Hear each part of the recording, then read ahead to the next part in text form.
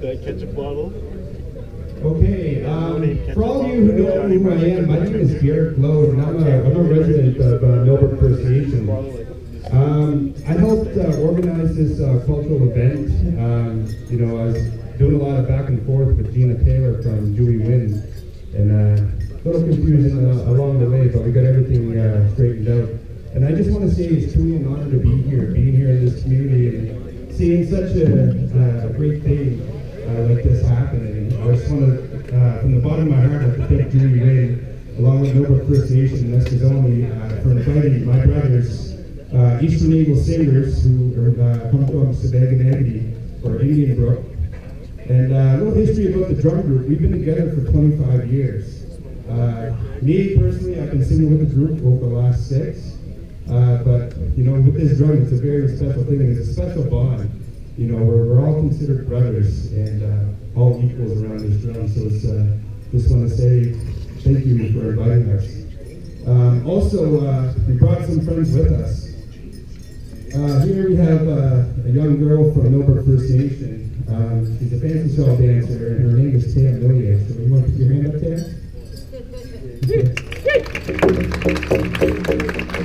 And here we have one of our invited dancers, Shayla Blood, also fancy shawl. Patient Syllable, jingle dress. Heather Stevens, jingle dress. And as you can see there, the junior dancers are going to be dancing with their adult dancers. And then we have Dance and Men's Traditional will be Trevor Gould. Yeah. And Armando Lucio dancing grass. What we're going to do is that since we're not going to have a formal grand entry, we're just going to parade our dancers all in at once. And this is going to give you guys kind of the gist of what a grand entry sort of is. They're all going to dance together, and one mind, one body, one spirit, as well as with the drum. We all sing together, one mind, one body, one spirit. And once you see this, it's a beautiful thing if none of you have seen it before. And I truly hope you guys do enjoy tonight's cultural presentation.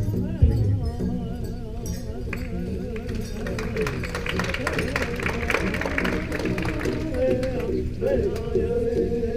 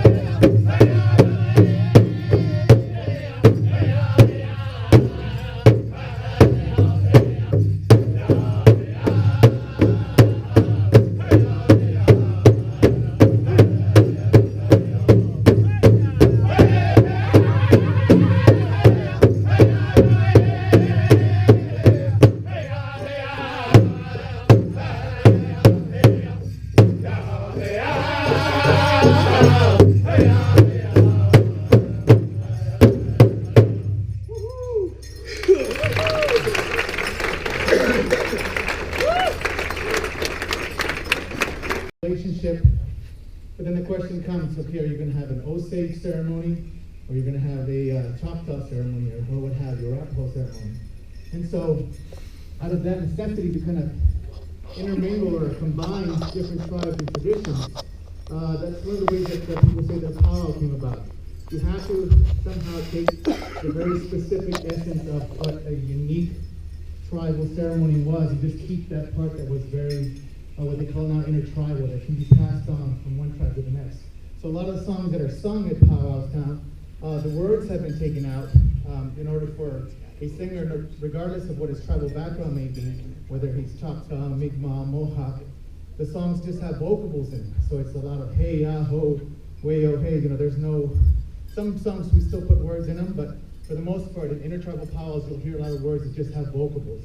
And again, that comes from the necessity to be able to bring lots of people together, lots of First Nations people together, to be able to sing songs and participate in the celebration of, again, being proud of who we are, celebrating our native culture. And so, again, the dance is kind of along the same lines as the songs. The dances themselves were passed on from one tribe to the next.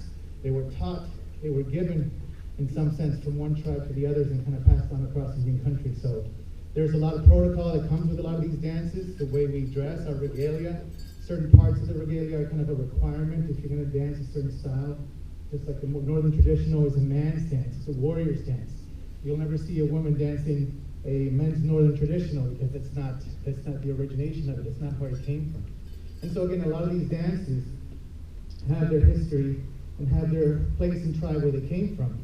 But again, they've been passed across the United States and Canada to all the tribal people. And so again, that's kind of a brief summary of kind of how the intertribal powwow subculture came about. And so a lot of us participate in powwows all across here, Nova Scotia, Canada, and all across the U.S. I'm originally from Texas, I'm Apache. And so this dance that I'm wearing, this regalia, is a grass dance. And the grass dance belongs to the Omaha people of the plains, way, way, way far from where I'm from. So we're desert people, so we didn't have prairie grass that we had to flatten down. So again, this is a borrowed dance, or a dance that was given to all tribal people. So it's one of my favorites. I started out as a different dancer, actually, as a young man, but when I went to my first big powwow and I saw the grass dancers, I was like, that's the one I want to do. That just captivated my heart. So what we're going to do now, before I get into all the explanations of each dance, we'll do that right before each exhibition. We're just going to do a couple more intertribals. And again, as I said before, that word intertribal really captures the essence of powwow. It's the ability to celebrate our First Nations culture and pride, our history, our language, our traditions, but as all First Nations people together, as all Native American people together. So it's not just a Mi'kmaq ceremony, it's not just an Apache ceremony, it's like all Indian people and even people that are non-Native. We invite everybody to come and celebrate and witness and learn about our culture through this unique thing that we call the powwow. So we'll have maybe one or two intertribals, and then we'll go ahead and break off into the individual exhibitions, and we'll get a little more explanation in that. And so again, intertribal, anybody from, whether men, women, different styles, we all dance together and just do our own thing.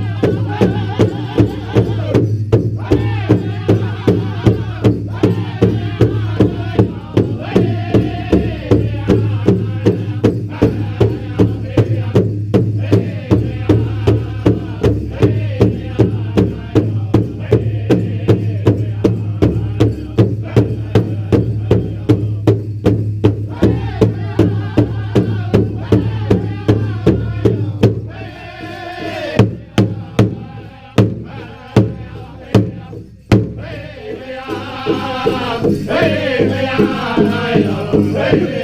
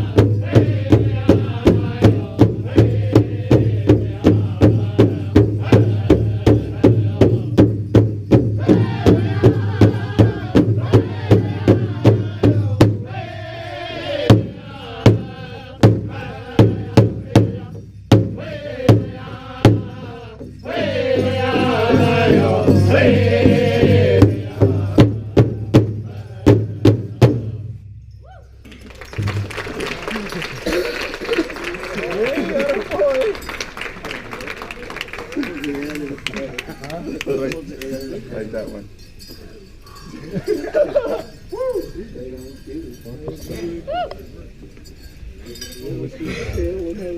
All right, well again, intertribal dancing. Each dance style, we basically have 4 dance styles represented today. Men's grass, men's northern traditional, we have the women's jingle, and the women's fancy shawl. And so again, as I said, with each dance style, there's its history. And so, but also the drum itself has its history, the story, the teachings. It's known as the heartbeat of the people. Without the drum, we really couldn't dance, do the things that we do. And so there's a lot of respect, a lot of teaching, a lot of protocol that comes with being a drummer, being a singer, and also being a drum keeper. So perhaps at this time I'm going to ask Keegan to come up here and say a few words on the drum, kind of the importance of what it means to him, to the drum group and our people. That might give us all a quick second to catch our breath. So, Keegan Sack, drum keeper for Eastern Eagle.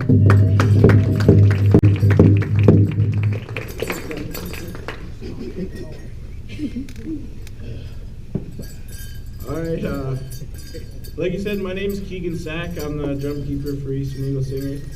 I was given the drum by Brian Knockwood roughly 3-4 years ago. It's a really, really big honor to be given that position, and especially, I'm 19 years old at the time, so it's you could say it's kind of rare to be in the position that I'm in at such a young age, but our drum group has been together for 20 years. I'm not that old, but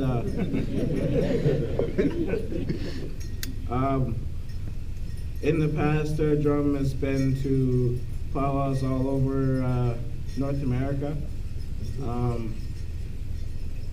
I guess for me, singing isn't like, some people may consider it a hobby, but to me it's not really a hobby, it's more of a lifestyle. The way we live the way of the drum, we live the way of the our people and we walk the red road, so it's important to keep a clean and sober mind when you're in positions such as myself. And like, singing is something that I really enjoy, and I guess it's like, you know, some hockey players say when they're on the ice that they're free, or certain people when they play certain instruments, and that's you can kind of relate to that. Like while we're singing, there's no worries, nothing's going on outside. We're all together as one, and we're all praying, and we're all, you know, we don't have to worry about anything while we're singing. So, but yeah. Does anyone have any questions regarding the drum or our group itself?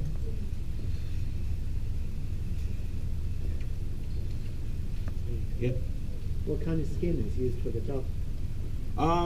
This drum here, it was one side is moose hide and one side is bull hide, and the reason that our drums are made that way is because in the moisture, certain thicknesses of hides have a different sound.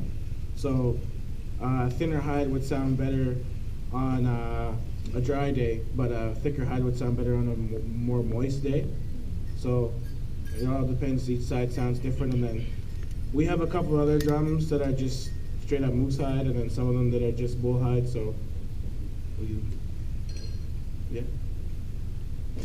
Do you wanna?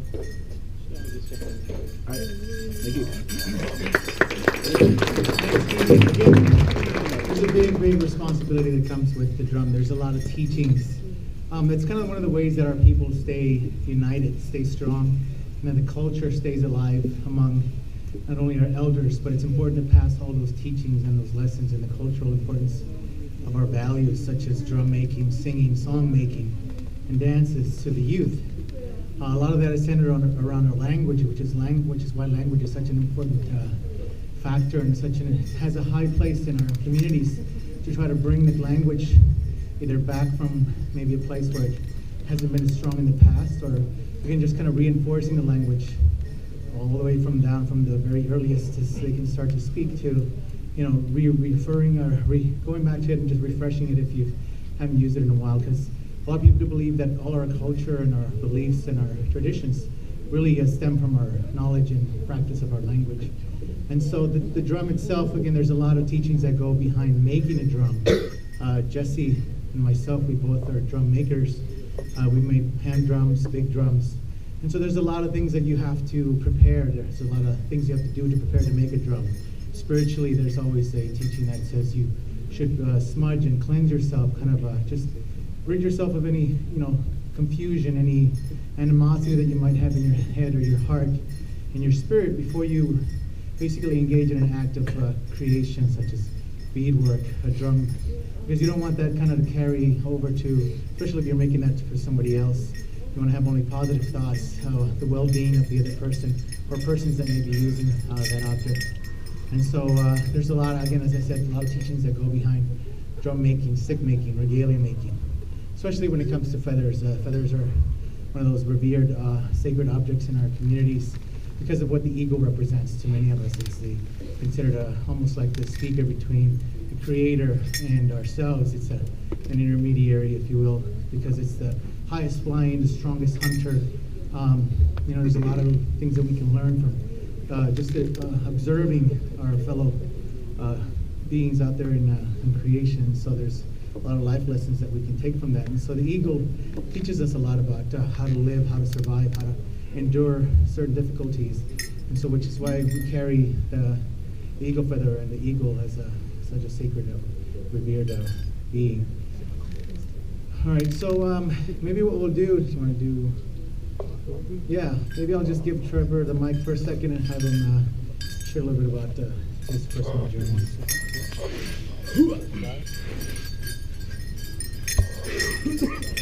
Hello. I'm a little taller than Miss Apache here.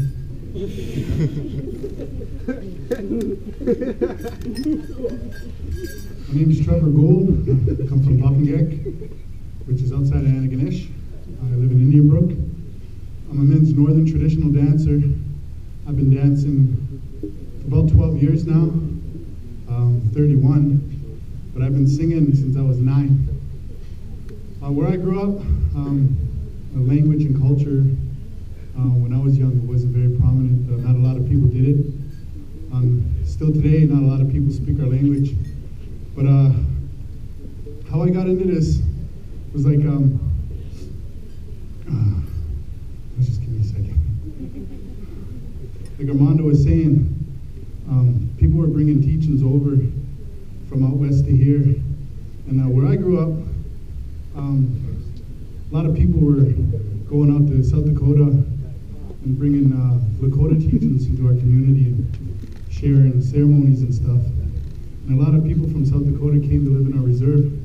When I was young, this man was doing a workshop at our band office, and he set up a drum. It was like the first time anyone seen that in our community.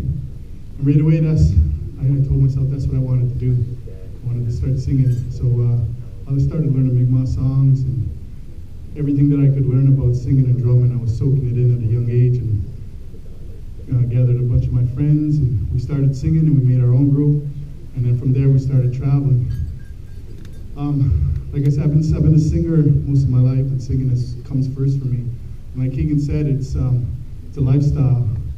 And I grew up not very athletic, not very good at much stuff, and that's one of the reasons why I got so attached to singing and dancing, is because I was always told, like, my father always told me, he said, music is inside of you.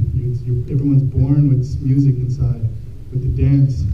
You just gotta find the courage to let it out. And that's one of the reasons why I stuck with it, because I found identity coming from a community where Mi'kmaq language and culture wasn't so prominent. But through singing and dancing, I started finding identity. I started feeling like I was actually Native or Ilnu or Mi'kmaq. And through that, I'm learning my language, and I'm learning my traditions and culture. And that's one of the reasons why I got so involved, and I stick with it, because it keeps me on a good road, and it keeps my head, my mind open-minded, and keeps me positive. Men's Northern traditional dancing, it originated with Lakota people, Blackfeet people, and it's a warrior dance. And this is what I was taught about it. It was long ago, before Europeans, before settlers got to the west. Only certain people in the village would take up this dance. Certain warriors, certain leaders, and they would wear this regalia. Men's Northern traditional, it's called Northern because it states on the northern provinces and the northern states of North America.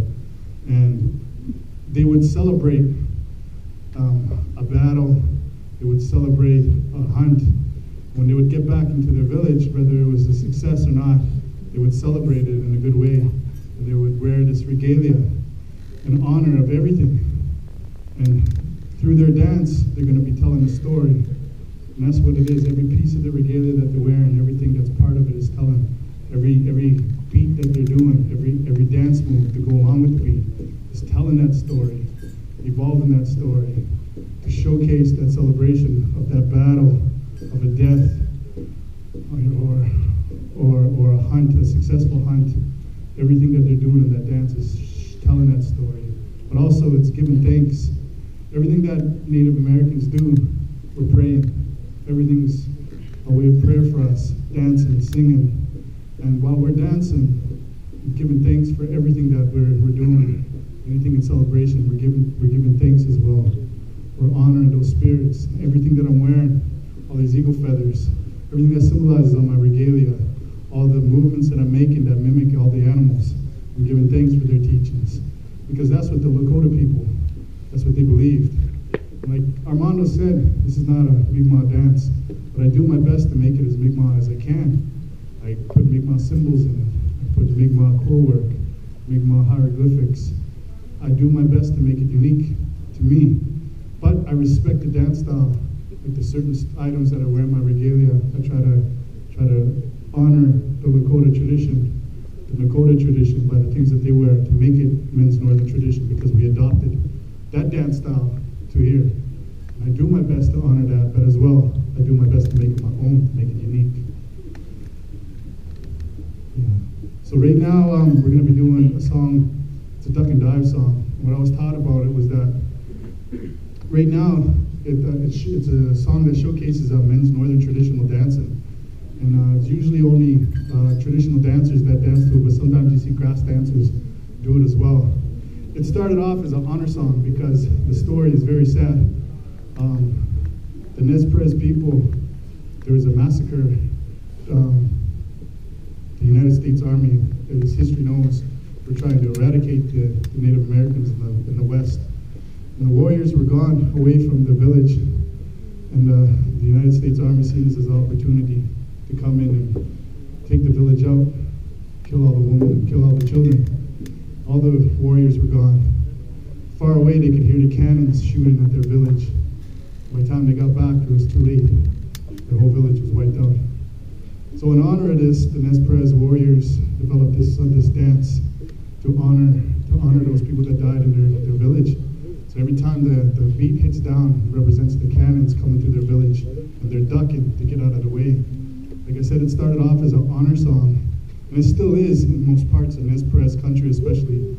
It's an honor song, but around Powwow country now and the rest of North America, this song is used to showcase men's northern traditional dancing. So that's what we're going to be doing now. We're going to be doing a duck and dive. Thank you.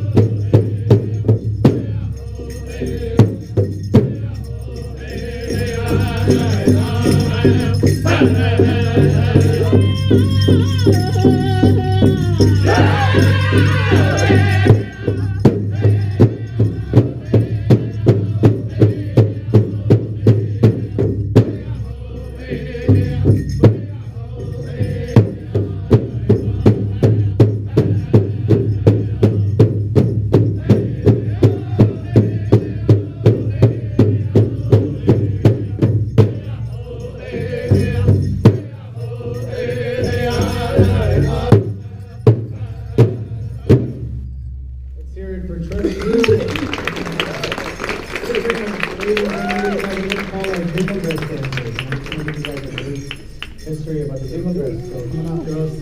Jingle dress is also known as the healing dance. It originated with the Ojibwe people.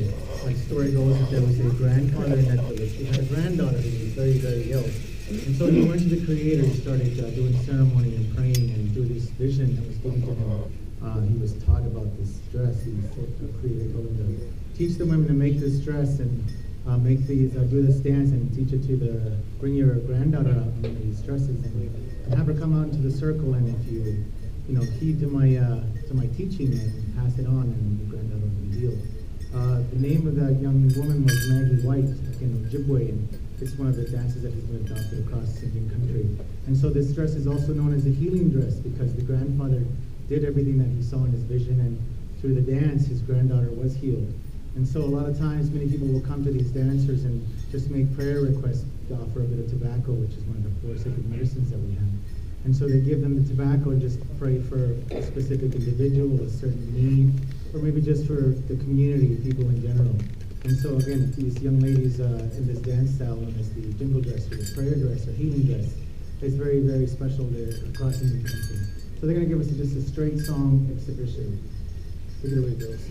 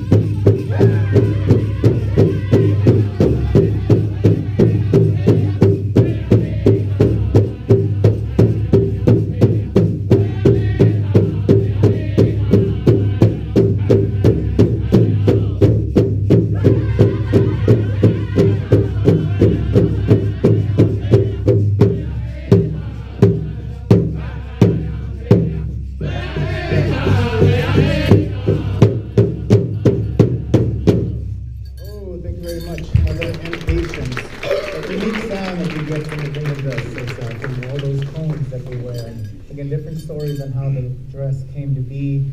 There's stories about how many jingles, which are those jingle cones that you're supposed to have on a dress. But it varies really from teaching to teaching. One teaching is that there should be 365, one for each day of the year, and that the process entails a year-long kind of a prayer journey, and each day you pray and put a cone under the dress, and so in 1 year you complete it, and then you come out to the circle. But again, the teachings and the stories vary. They're very unique as that sound and the significance they do make. So we're going to bring our other 2 young ladies out, Taya and Shayla. They're going to do the fancy shawl, women's fancy shawl for you guys. And the fancy shawl again has a couple of, just like a lot of our stories, different stories of how they came to be. I'm from the South, and Southern powwows and Southern traditions vary from what you see up here in the North. And so powwow actually originated in the South. And so the stories that were passed on to me have come to be, actually come from the women's Southern traditional dance. And kind of like the men's Northern traditional dance, it's not like a really fast, flashy, they're not running all across the arena trying to just, go as fast as they can. The women's Southern traditional dance is a very dignified, a very reserved dance, and what they do is basically just a gentle, smooth, very proud glide and bob, if you will, just nice and graceful around the arena. And so the story goes that there was a contest at one of these gatherings, and these 2 women were just tiebreaker after tiebreaker. They just kept, dancing exactly the same or just as good as one another, that the judges couldn't decide. And so the men's fancy dance had already been created, which is a freestyle dance. And it's just very, do whatever you can as fast as you can within the beat of the song. And so one of the women, they wear a shawl on their arm, as I said, and just kind of bob gracefully in the arena. One of the women decided to throw her shawl across her shoulders and kind of dance freestyle like the men, and just kind of was doing all sorts of spins and fancy moves. And so that's how the women's fancy shawl came to be. And it's also known as the butterfly dance. So I've been to powwows where you have 30 or 40 of these young women just dancing, spinning, fringe flying everywhere, and you can just picture so many butterflies on a prairie, and just flower to flower, and it's just very beautiful and graceful and very fast, energetic dance. So our two dancers will do it.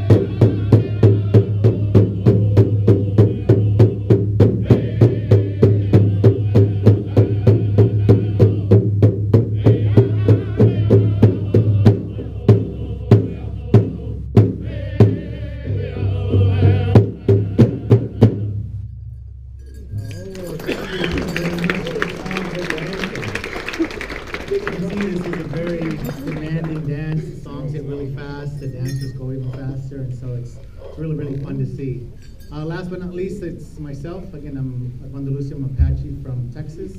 The dance that I represent, or the dance style that I dance, is a men's grass. It originated, as I said, with the Omaha people, plains people that travel from one region to the next with the seasons, following the migrating herds of buffalo, elk, or whatever it is that they sustain themselves with. And also some of these nomadic tribes planted crops from season to season. And so one of the things that the people understood about nature is that you have to always maintain that balance. You can't stay in one area too long, or else you replenish the natural resources. And so they understood that behind the migratory patterns of the animals and so on. And so anytime it was time to move to the next place, you had this society of men, this warrior society, that would go out ahead of the people and scout for that right place to settle for the next season, somewhere close to a good source of water, somewhere close to the migrating paths of the herds, or just good food source, good hunting, good planting. And so these men would go out ahead of the people, sometimes days or weeks at a time, and again, prairie, northern plains, the prairie grass goes knee-high or waist-high, or sometimes taller, and waist-high grass, prairie grass, isn't the most ideal situation to set up your teepees or wiki-ups. And so what they had a very specific role and function, and that was to go out and dance.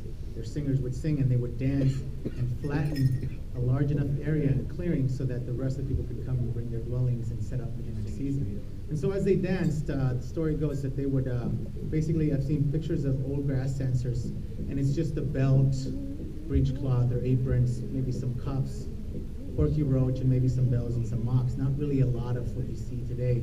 But what the story goes is that as they danced and as they were not only mimicking the prairie animals as they danced and mimicking how the prairie grass sways, bobs, dips, and spins in the wind, they would take those blades of grass and kind of just start tying them to their belts and knee bands and arm bands, so that by the time they were finished and the large enough area was cleared, they were pretty much covered from head to toe with this long prairie grass just kind of flowing from every part that they could tie it onto. And so again, with the modernization and introduction of new materials, ribbons, yarn, fringe, we still wear the long fringe to represent that grass of old, and our style, the dance hasn't changed much in hundreds of years. We still go out there, and some of the dance has gotten a little faster and more contemporary, but you notice that a lot of guys, and what I'll do is I'll start in a more traditional way, and then we'll kind of pick up the speed into a contemporary style. But the whole purpose, again, is to flatten that grass and prepare the way for the people. So grass dance.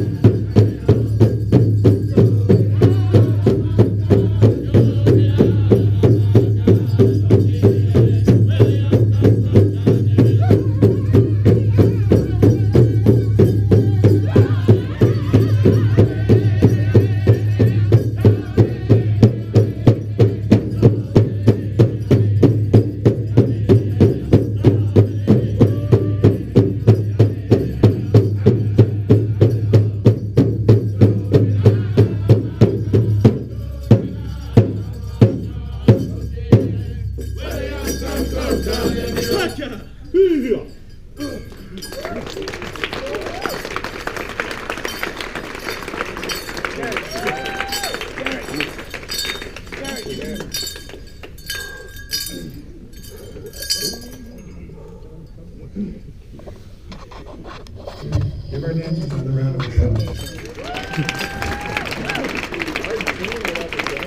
Also, give a big hand for each as well.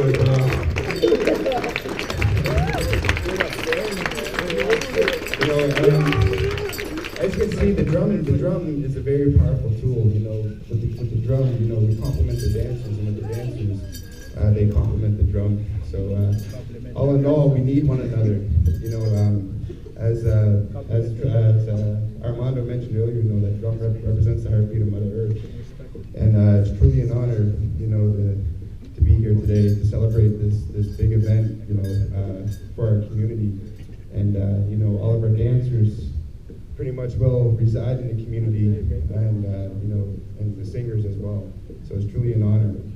What we're going to do to finish off this event is that we're going to sing more or less an honoring song for to top this event off. So I hope you guys enjoyed the entertainment for tonight. As I mentioned, truly an honor to be here, and hopefully one day we'll see you all again. Thank you.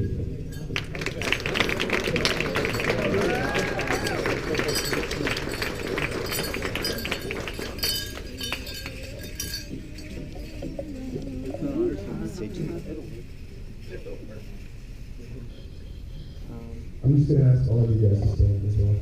I get to sing?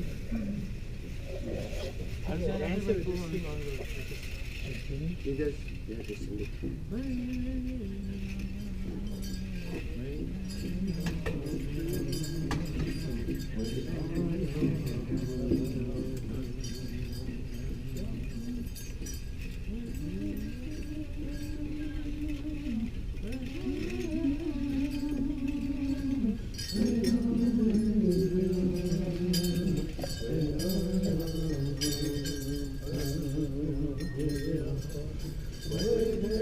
Hey,